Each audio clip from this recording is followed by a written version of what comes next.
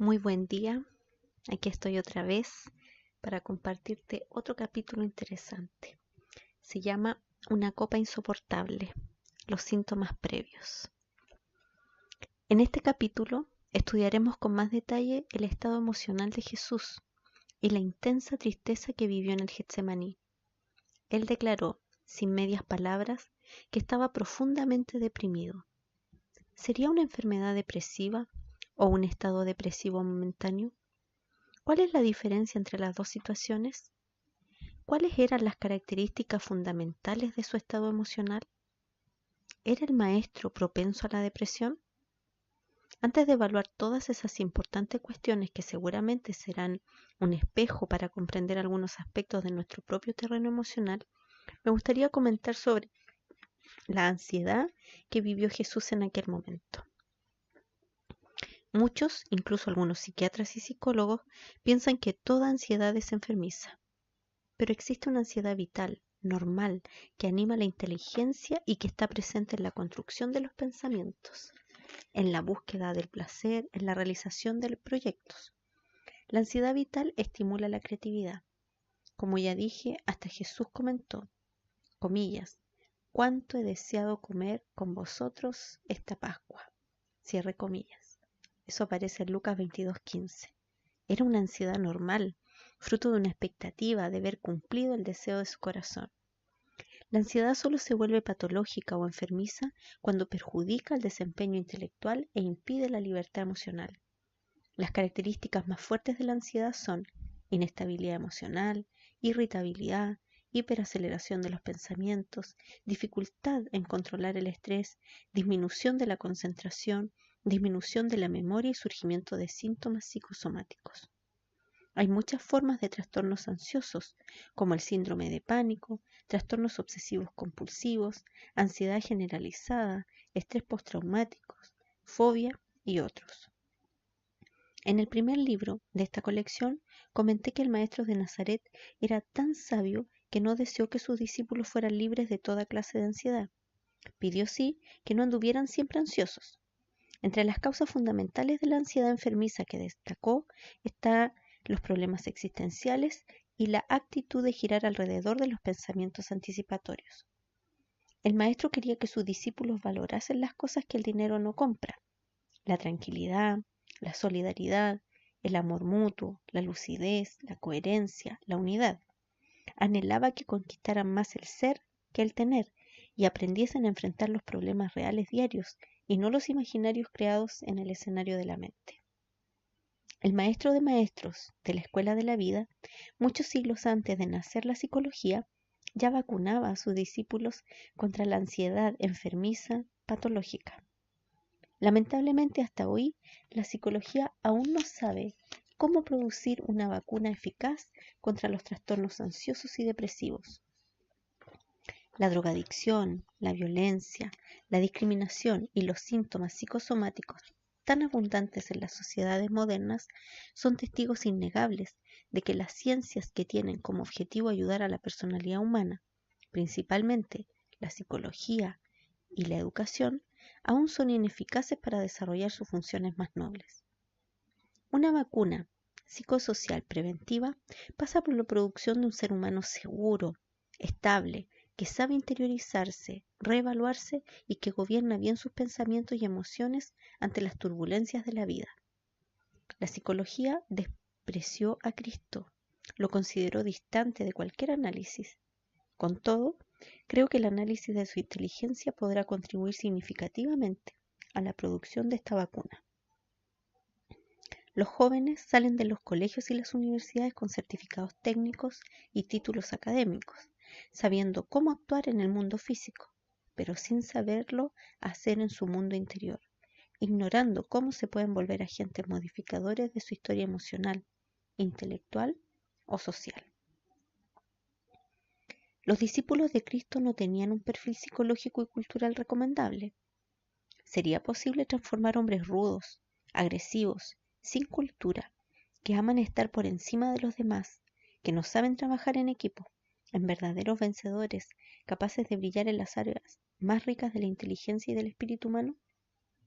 Aparentemente Jesús fue derrotado, pero sus discípulos íntimos le causaron sus primeras 4 frustraciones. Pero será placentero un día publicar la trayectoria de vida de los discípulos antes y después de la muerte de su maestro.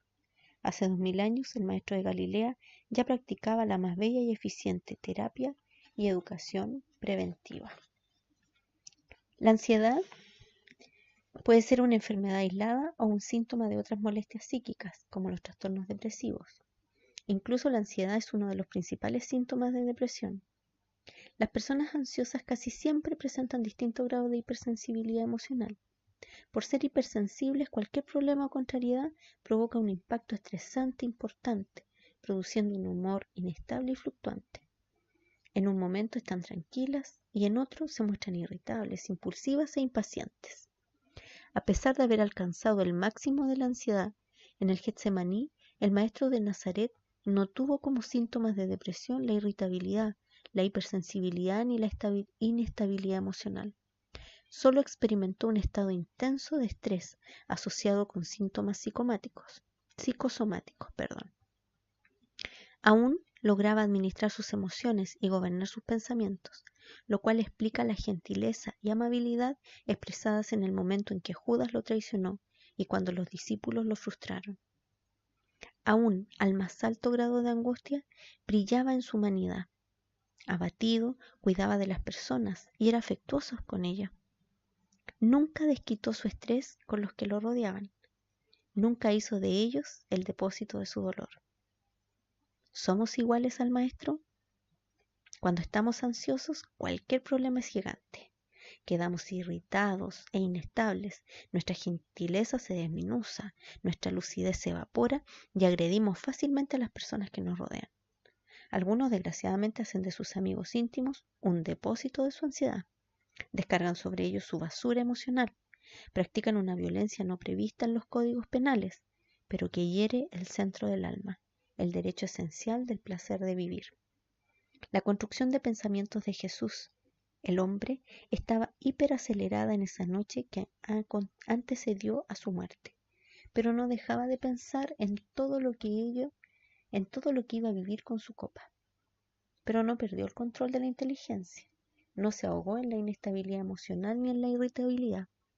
Lucas describe que la ansiedad del maestro era tan intensa que produjo importantes síntomas psicosomáticos. Seguramente su corazón latía más rápido y su frecuencia respiratoria debió haber aumentado. Mientras oraba, sus poros se abrieron y el sudor se escurría por su cuerpo, mojando la tierra a sus pies. ¿Tuvo Cristo una crisis de pánico en el jardín de Getsemaní? Voy a hacer un breve comentario acerca del síndrome de pánico y analizar las reacciones emocionales y psicosomáticas que tuvo aquella noche insidiosa. El síndrome de pánico es la enfermedad ansiosa que más sufrimientos produce en la psiquiatría. Ataca a personas de todos los niveles sociales. El perfil psicológico de los que tienen tendencia a desarrollar el síndrome de pánico se caracteriza por hipersensibilidad emocional, preocupaciones excesivas por el propio cuerpo, supervaloración de enfermedades, exceso de introspección, dificultad en lidiar con dolores y frustraciones, hiperproducción de pensamientos anticipatorios. El síndrome de pánico es capaz de atacar a las mejores personas de la sociedad. Cristo no tenía un perfil psicológico caracterizado por preocupaciones exageradas de enfermedades o de su cuerpo. No vivía en función de pensamientos anticipatorios ni era hipersensible. Como veremos al final de este libro, logró combinar 2 características casi irreconciliables de la personalidad: la seguridad y la sensibilidad emocional. El síndrome de pánico es clasificado como una enfermedad relacionada al grupo de las ansiedades. Es el teatro de la muerte. Se caracteriza por un miedo repentino y dramático provocado por la sensación de que uno se va a morir o desmayar.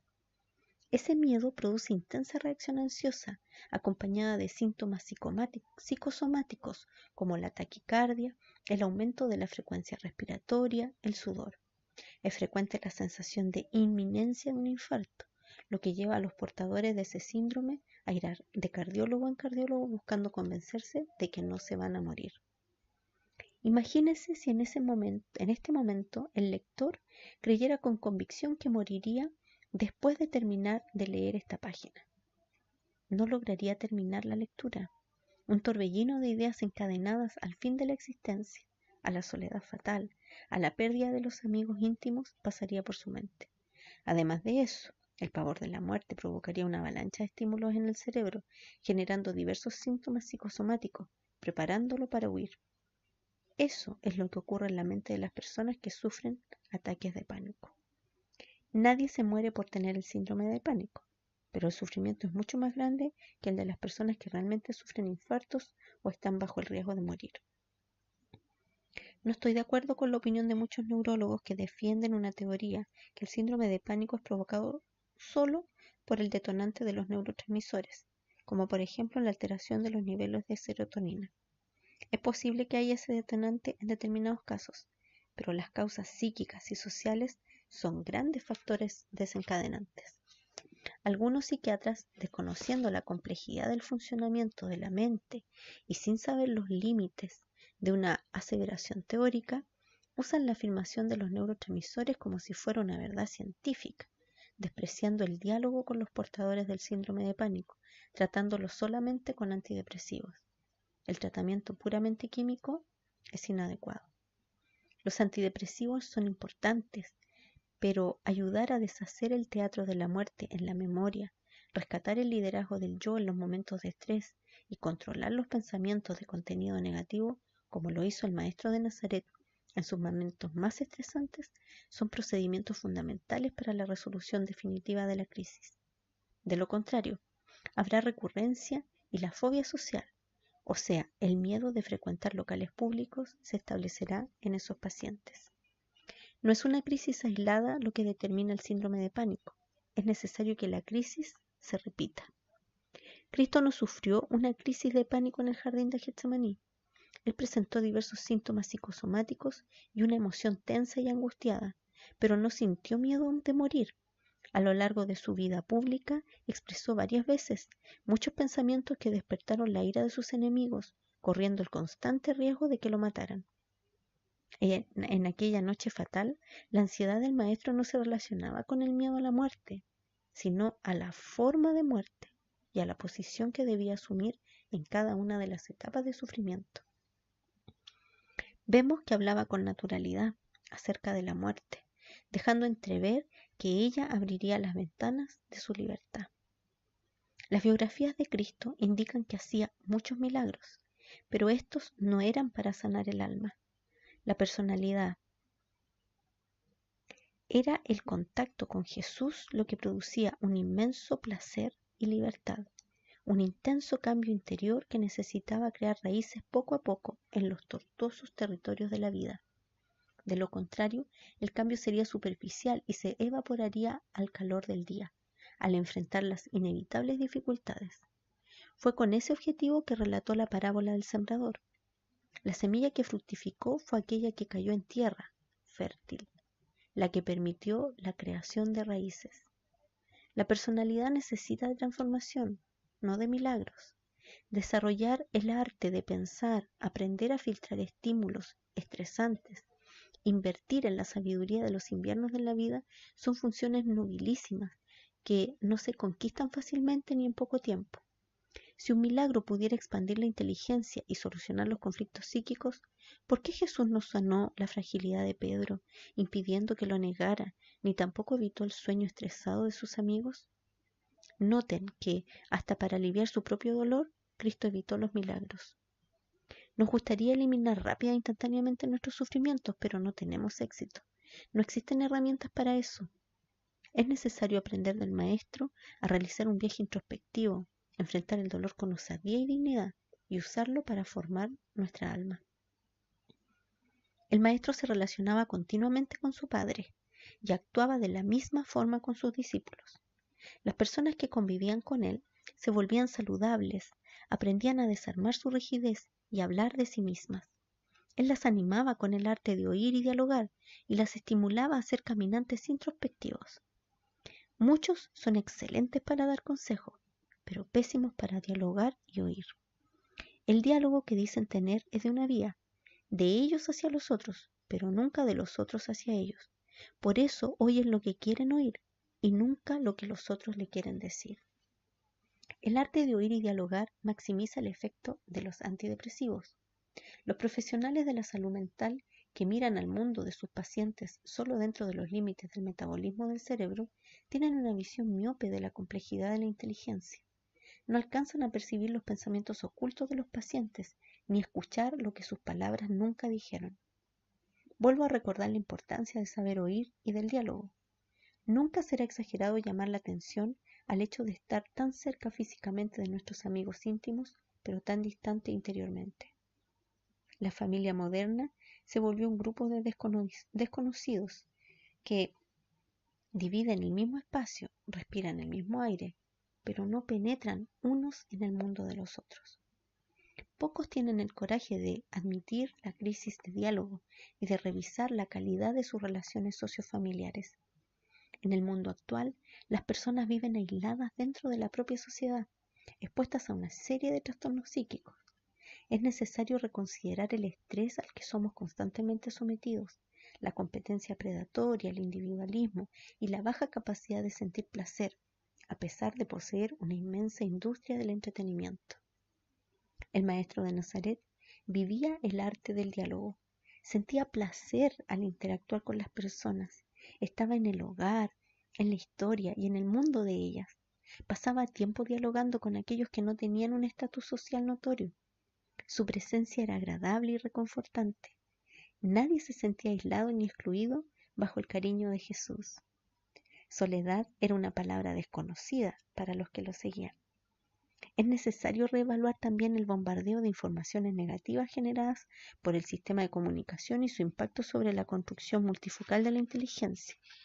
Todos los días, el periodismo, escrito, televisivo y hablado, comenta los hechos más violentos y perversos y aterradores.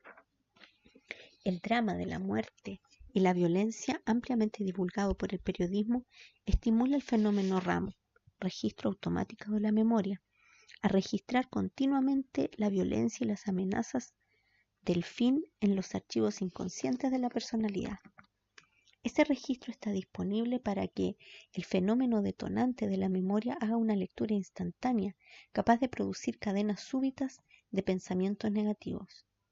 Tales pensamientos, a su vez, producen una detonación emocional instantánea que genera ansiedad, irritabilidad, angustia y, consecuentemente, desencadena síntomas psicosomáticos.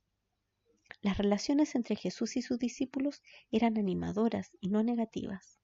Había un constante clima de estrés a causa del rechazo de sus ideas por parte de los escribas y fariseos, pero él no dejaba que la nube de pensamientos negativos bombardeara la mente de sus discípulos íntimos.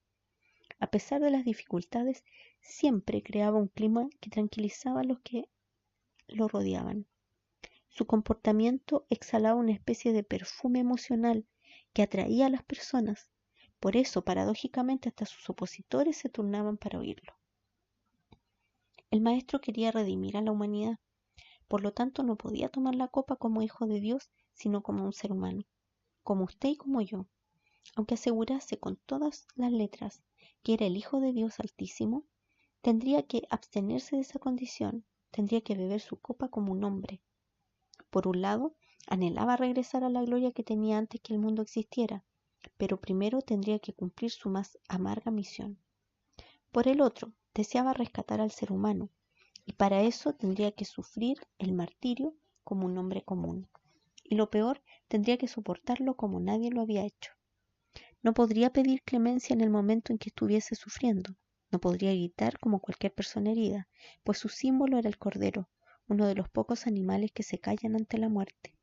No podría odiar ni airarse contra sus enemigos. Al contrario, tendría que perdonarlos y sobre todo amarlos. Si no, estaría contradiciendo las propias palabras que él mismo proclamó a los cuatro vientos. Comillas, amad a vuestros enemigos, bendecid a los que os maldicen. Eso aparece en Mateo 5:44. No podría desesperarse. En el Getsemaní, mientras se preparaba para tomar la copa, vivió una intensa ansiedad, pero durante el apaleamiento, las sesiones de tortura y la crucifixión, tendría que reaccionar con la más alta serenidad. De lo contrario, no sería capaz de gobernar sus emociones al máximo del dolor, ni controlar sus pensamientos para expresar sabiduría y tolerancia en un ambiente en que solo había espacio para el miedo, la rabia y la agresividad. Creer en Cristo como Hijo de Dios depende de la fe, pero no se puede negar que, independientemente de su condición divina, fue hombre hasta las últimas consecuencias. Sufrió y se angustió como hombre.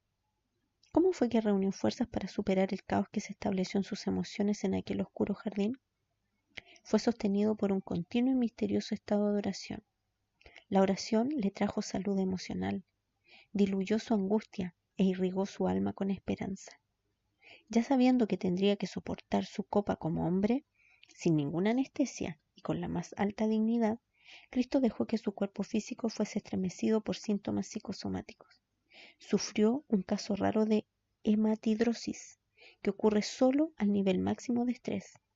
Lucas comenta que su sudor se transformó en gotas de sangre. Eso aparece en Lucas 22:44. Hay pocos casos en la literatura médica que relatan que alguien sometido a intenso estrés pudiera tener ruptura o apertura de los capilares sanguíneos y permitir así que los hematíes fueran expulsados juntos con el sudor. Si Cristo hubiera obedecido al lenguaje psicosomático de su cuerpo, no hubiera llegado al estrés extremo, sino que hubiera huido de aquel ambiente.